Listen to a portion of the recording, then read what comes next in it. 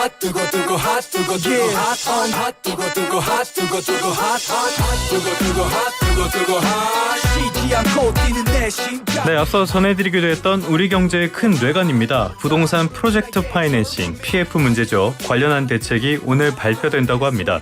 이번 조치에 어떤 내용이 담길지, 그리고 이런 조치로 연착륙을 유도할 수 있을지 이 부분과 함께 이야기 나눠보겠습니다. 개편 이후의 첫 시간이죠. 핫플 거기 어때?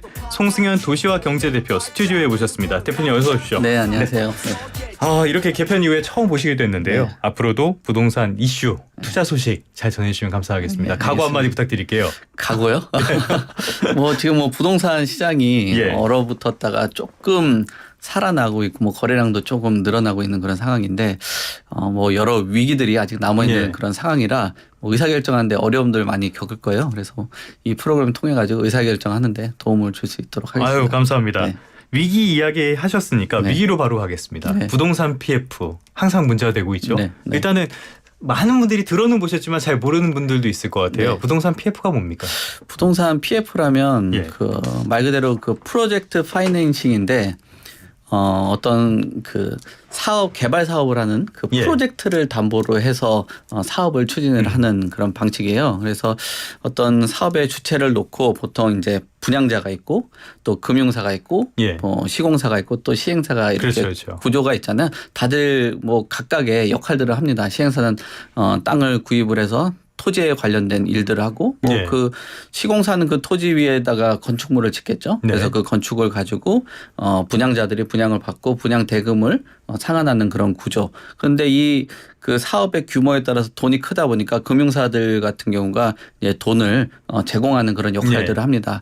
근데 딱 봤을 때는 그래도 이렇게 역할들이 다 나눠져 있고 안정적이다라고 볼 수는 있는데 우리나라 이 프로젝트 파이낸싱의 문제점이라고 지적을 받는 게 예. 아까 분양자 말씀을 드렸잖아요. 예. 보통 사업을 분양을 담보로 개발 사업을 한다라는 게 좀 문제로 지적이 되거든요. 그러니까 어떻게 보면 분양을 했을 때는 이 프로젝트를 가지고 분양을 했을 때는 대박이 날 수 있는 예. 거고 어떻게 보면 분양 요즘처럼 부동산 경기가 좀 어려운 그런 상황이잖아요. 그러면은 분양이 잘 안 됐으면은 이 분양금을 가지고 돈을 상환하는 그런 구조다 보니까 예.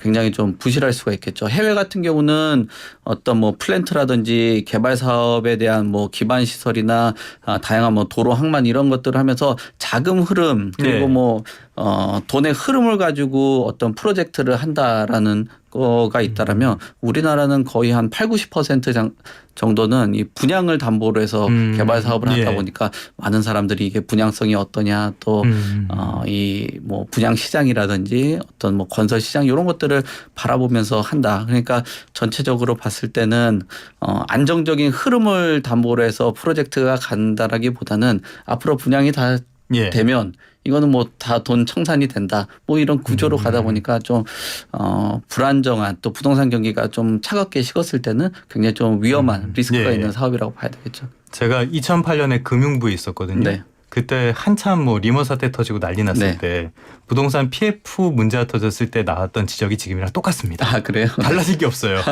네. 그래서 지금 이렇게 부동산 PF로 인한 잠재적인 손실 규모 얼마나 됩니까? 지금 나와 예. 있는 손실 규모들을 한번 보면은 나와 있는 내용들 지금 한 작년 기준으로 봤을 때 지금 예. 한 130조 정도 나와 있다라고 네. 하거든요. 그래서 지금 잠시만. 예. 그리고 지금 그 저축은행과 관련돼 가지고 여러 가지 증권사라든지 예. 캐피탈이라든지 이런 내용들을 함께 본다라면은 손실액이 한 13조 8천억 정도 나온다라고 이야기를 예. 합니다.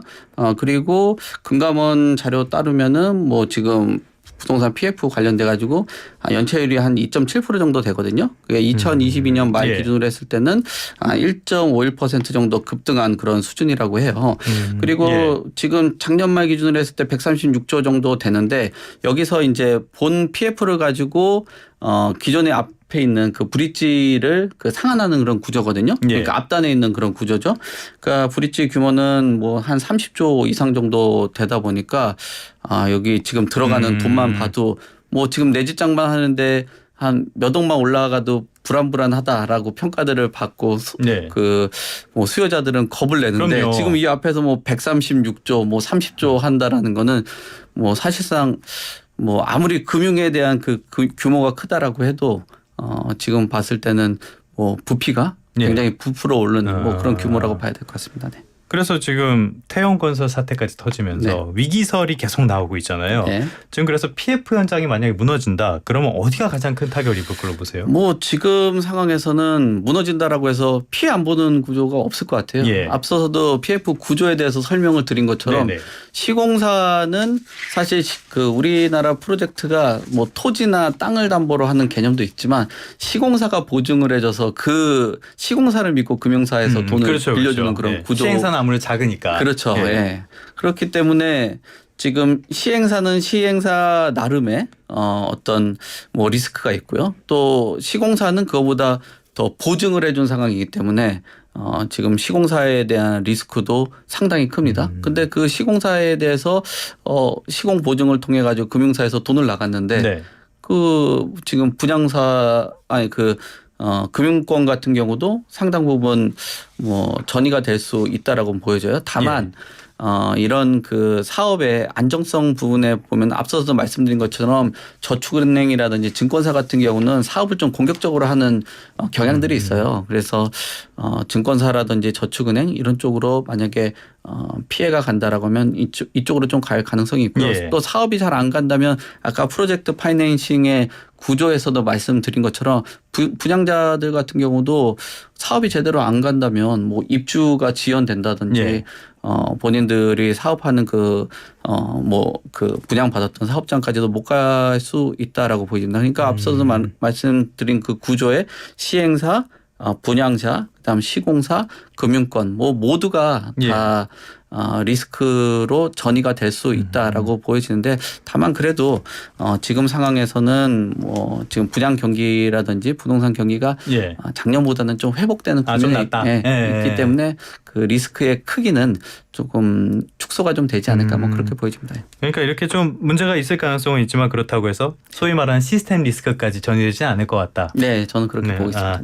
그러면은 지금 그래서 결국엔 오늘 이 대책이 나온다는 거잖아요. 지금까지 나온 걸 보면은 신규 자금 투입 그리고 사업성 평가의 기준 개편 이런 내용들, 그러니까 뭐 투트랙 지원책 뭐 이런 것들도 나오고 있는데 어떤 내용이 담길 것 같습니까, 대표님? 지금 뭐 보면은 결국은 지금 우량 사업장 같은 경우는 자금을 투입하는 그런 구조가 되겠죠. 사업은 좀 안정성이 확보가 되어 있고 지금 시장 환경이 좀 개선이 됐다라고 하면은 결국 이 우량 사업장 안에 돈을 좀 조달하는 그런 구조가 되지 않을까. 그래서 사실 개발 사업 하는데 한쪽에서 돈을 다 전체 뭐 소위 말하는 쏘는 거는 좀 불안하다 보니 이제 공동 대출을 해서 은행권들이 여러 가지 뭐 조합을 해서 돈을 좀 자금을 조달하면서 이 은행권이나 금융권 안에서도 조금 안정성을 좀 확보를 하는 그런 구조 뭐 이런 쪽으로 되면서 좀 자금이 수혈되지 않을까라고 보여지고요. 지금 나와 있는 뭐 내용들 같은 경우 보면은 사업성 평가를 하는데 예전에는 뭐 3단계 정도 됐었다라고 하더라고요. 지금 양호나 보통, 악화 이런 상황인데 양호, 보통, 악화, 우려, 회수, 의문 이런 쪽으로 세분화를 해서 살려줄 수 있는 곳들은 조금 자금 수요를 하면서 살려주고 조금 리스크가 좀 전이가 될 수 있다. 그런 곳들 같은 경우는 조금 소위 말하는 뭐 부도라든지 빨리 정리한다. 좀 잘 그 정리를 그래서 갈 수 있는 곳에는 그 확정적으로 정해놓고 빨리 갈 수 있도록 자금 수요를 하고 조금 이건 아무리 자금 수요를 해도 쉽게 되지 않는 곳들 같은 경우는 약간 배제를 하는 그런 구조인 것 같아요. 그러니까 옥석 가리게 하는 거네요. 그렇죠. 뭐 보트에 탈 수 있는 사람들은 최대한 태워서 회생해서 살려주고, 그렇지 못한 사람들은 그냥 물에 그냥 물에 한다든지 뭐 우선적으로는 뭐 튜브 정도만 태워놓고 먼저 갈 곳은 가고 이렇게 정리를 하지 않을까 뭐 그렇게 보여집니다. 그 이번 대책을 좀 평가하신다면 뭐 그 평가가 뭐 제가 아직 나오지 않았지만요. 근데 뭐 생각을 해 본다라고 하면은 그래도 좀 필요한 조치였다라고 보여지거든요. 뭐 정부 개입에 대해서도 여러 가지 이야기들이 많이들 아마 있을 겁니다. 왜냐하면은 정부가 너무 그렇게 개입을 하는 거에 대해서 좀 비판적인 평가들도 있는 거는 사실이거든요. 근데 이 정부에 대해서 조금 뭐 필요성들이 있는 거는 사실 뭐 시장 실패에 대한 것들이라든지 이런 부분에 대해서도 정부가 개입할 역할들은 있거든요. 그렇죠, 그렇죠. 지금 부동산 시장이 우리나라만의 뭐 부동산 개발하면서 너무 과한 기대이익을 생각을 하고 시행사를 바탕으로 해서 시공사라든지 금융사들이 뛰어든 것도 문제는 있겠지만 대외적인 변수들도 있었거든요. 그러니까 기준금리가 이렇게 급격하게 올라가는 누구도 예상하지 못했죠. 이거는. 예상하지 못한 이런 부분들 그리고 시장에서 계속적으로 안정적으로 갈 수 있다라는 그 기대감을 뛰어들어 어떤 뭐 여러 사업의 주체들도 있었겠지만 이런 시장에 대한 여러 가지 문제나 실패를 보정할 수 있는 그런 부분들이 정부가 좀 일정 부분 좀 개입할 필요가 있다라고 보여지고요. 그리고 이런 금융적인 부분에 대해서 뭐 사기업들이 돈 벌려고 뛰어들었는데 너네가 왜 이렇게 뭐 알아서 뭐 시장 안에서 또는 자유시장 경제 안에서 뭐 알아서 해결을 해야 되지 왜 정부가 개입하냐라고도 이야기를 하겠지만 앞서서 얘기해 드린 것처럼 이런 그 금융시장과 어떤 사회적인 경제 시스템 같은 경우는 얽히고 설키고 한 그런 상황이거든요. 그러면은 이 사회적인 리스크까지 전이되는 것들은 막아야 된다라는 거예요. 앞서도 우리 그 앵커님께서도 말씀하신 것처럼 2008년도 금융권에 있었지만 이 사회적인 문제까지도 전이가 된다라면 얼마나 많은 피해가 발생됩니까? 저축은행 무너지고 그러면서 다들 몰려가고 막 그랬었잖아요. 그 투자자는 투자자들끼리 그다음에 관련된 그 종사자들 같은 경우는 뭐 안타깝게도 퇴직을 해야 되는 그런 구조.